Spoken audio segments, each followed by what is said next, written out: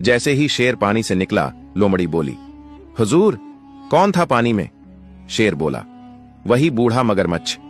लोमड़ी बोली, वो क्या बोला? शेर बोला, सभी जानवरों को इकट्ठा करो। तभी सभी जानवर शेर के पास आ गए।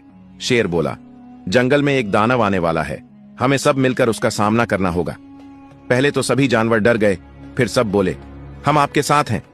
तभी एक जोरदार आवाज आई और पानी से दानव बाहर निकला और जंगल की तरफ चल पड़ा। शेर बोला, वो आ गया है, चलो। अब दानव एक तरफ था और शेर और बाकी जानवर एक तरफ थे। दानव बोला, अब मैं इस जंगल का राजा हूं, सबको मेरा हुक्म मानना होगा। आगे क्या हुआ?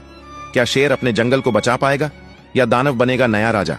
ये सब जानने के लिए कमेंट में पार्ट 3 लिखो। जैसे ही शेर ने पानी में गोता लगाया, अंदर उसके सामने एक बहुत बड़ा मगरमच्छ खड़ा था। जंगल में एक नदी थी जिसमें एक बहुत बड़ा मगरमच्छ रहता था।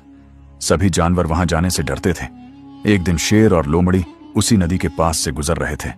तभी अचानक पानी से आवाज आई, मेरी बात सुनो वरना बाद में पछताओगे। शेर बोला, ये किसकी आवाज है? तभी लोमड़ी बोली, शेर राजा, ये आवाज सुनी हुई लगती है। शेर बोला, मैं अंदर जाकर देखता हूं। लोमड़ी बोली, शेर राजा, आप अंदर मत जाइए। लेकिन शेर नहीं माना। जैसे ही शेर ने पानी में गोता लगाया, उसके सामने एक बहुत बड़ा मगरमच्छ खड़ा था। शेर बोला, क्या हुआ? मगरमच्छ बोला, जंगल में एक बहुत बड़ी तबाही आने वाली है। शेर ने पूछा, कैसी तबाही? मगरमच्छ बोला, पानी में एक राक्षस है जो 100 साल से सो रहा था, लेकिन अब वह जाग गया है। पहले वह पानी में तबाही मचाएगा और फिर पूरे जंगल में। शेर हैरान होकर बोला, क्या? आगे क्या हुआ? क्या शेर इस बार जंगल को बचा पाएगा इस पानी के राक्षस से? यह जानने के लिए कमेंट में पार्ट 2 लिखो। जैसे ही दानव पानी से बाहर आया, शेर और बाकी सभी जानवर एक तरफ खड़े थे और दानव दूसरी तरफ। दानव गुस्से में बोला, ओए शेर, यहां से दफा हो जाओ, अब इस जंगल का राजा मैं हूं। शेर दहाड़ कर बोला, वो तो अब पता चल ही जाएगा कि असली राजा कौन है। दानव हंसकर बोला, अच्छा, तो तुम सब मुझसे लड़ सकते हो? तभी लोमड़ी धीरे से शेर के कान में बोली, शेर राजा, मेरे पास एक तरकीब है।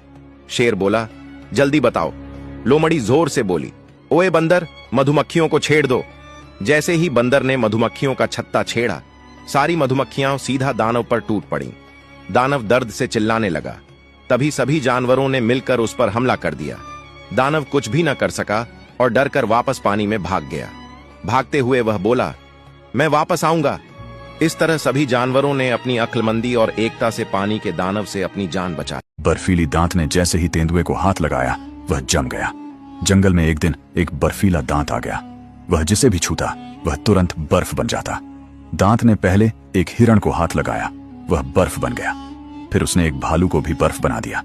यह सब एक गिद्ध देख लेता है और तुरंत उड़कर दूसरे जंगल में जाता है और बताता है कि दूसरे जंगल में एक दांत आ गया है जिसने बहुत से जानवरों को जमा दिया है। अगर हमने कुछ नहीं किया तो सबकी जान खतरे में है। तभी एक अक्लमंद बंदर कहता है, बादशाह हुजूर, हमें कोई तरकीब सोचनी होगी जिससे हम अपने और दूसरे जंगल को बचा सकें। तब शेर कहता है, कोई है जो दूसरे जंगल में जाने के लिए तैयार हो? लेकिन कोई भी जानवर अपनी जान जोखिम में डालने के लिए तैयार नहीं होता।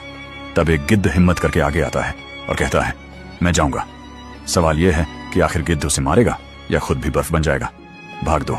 देखने के लिए कमेंट में भाग दो लिखो।